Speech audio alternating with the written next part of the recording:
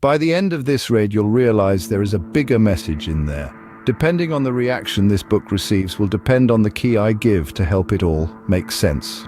I don't know what's going on in my life, but I feel like I'm the only one who doesn't truly know what's going on in my life, but I'm going to go with it anyway.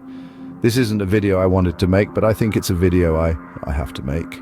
There are times when not saying anything is worse than saying something. Each one of us has a voice. What could have been said at different times in history could have helped different situations. Someone is on their deathbed who would trade places with someone in war for a chance to survive. That person in war would give anything to trade places with someone who can just live in peace. That person living in peace is watching the war, wishing they could trade places with someone who could stop the war. And the people who can stop the wars it isn't until you've been through war that you want peace, and that's the problem with this world. The people in control of the wars are never in the war, so why would they ever have a reason to use other options other than war? It is very much like a game to them. This also reflects directly on a lot of people who watch the news and post their opinions on social media, picking sides and calling for the killing of others. If these people had their family in war, they would be wanting peace and the war to end, not realizing their social media just pushes the narrative of war even more. And even now it is clear to see in a lot of people's words that it isn't just genocide they want to end, it's just their genocide they want to end. Where does a person's loyalty stand with religion, country, race, culture, or any kind of club they might be a part of? Are you loyal to just your own life experiences, or do you also have to consider everyone else's? Personally, my loyalty is to good people who dare to do the right thing, even if the outcome is uncertain. I ain't a fan of picking sides, as I have promised myself I will allow myself to walk among many tribes, as long as those tribes have good intentions. Often as a person, when they can't destroy who you have become, they will dig up your past to try and attack you. And I feel this is a perfect example of what is happening with Great Britain right now. We welcome every nation, and religion offer healthcare, homes which offer a better standard of living from the country they come from, schooling, etc., to people before our people, and we still get abused about our history as a form of gaslighting by select groups to keep on trying to push for more. Unfortunately, a lot of people are still stuck in the past. For me, what makes Britain great has changed from what old people call the good old days. Those days are gone and the world has changed. I think in England we should be proud of the fact that race relations for such a diverse country are far ahead of many other countries. We are offering opportunities in all fields of work to all different cultures and religions. See, for me, I do find some people's mindsets strange, and this is only for the racist people and I guess just ignorant people, but I think a lot of you are quick to forget it wasn't just white people who fought in our wars. Most of the food we eat, the music we listen to, the goods we use, etc., all come from the fact we are such a diverse nation, but we seem to pick and choose what we do and don't like without even considering these things. Now, one thing that I do think is concerning with society is social media comments have shown a fairly dark side to people who are commenting on things without consequence. Shows how dark and evil society can be when there isn't a consequence for their actions. It has shown a lot of people's true colors on certain things. A lot of these issues come from personal issues being pushed as a mainstream problem, although things are going on in our country that we should be worried about. Ideally, these issues should be addressed by our governments and intelligence agencies to avoid disinformation and to give everyone a more clear idea of what is going on. The fact a lot of it is hardly spoken about or is being left, not only in this country but in other countries around the world, raises suspicion. In a place like England, where we have such a diverse amount of people, cultures and religions, compromising and respecting one another is the key to everyone getting along. Sometimes people who look like you or follow your religion give you a bad name. You have some kind of responsibility to help solve that issue, but the main cause for our issues is people living within the poverty line. None of us are to blame for these issues.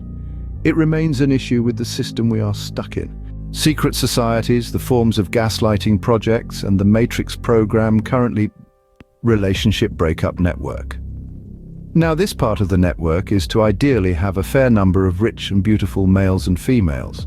This side of the network is there to simply have the power to send rich and famous people into the DM of a target you would like to break up their relationship. This can be a form of just breaking relationships up, or it can be the start of a blackmail operation in which the target will be tested to see how they will react.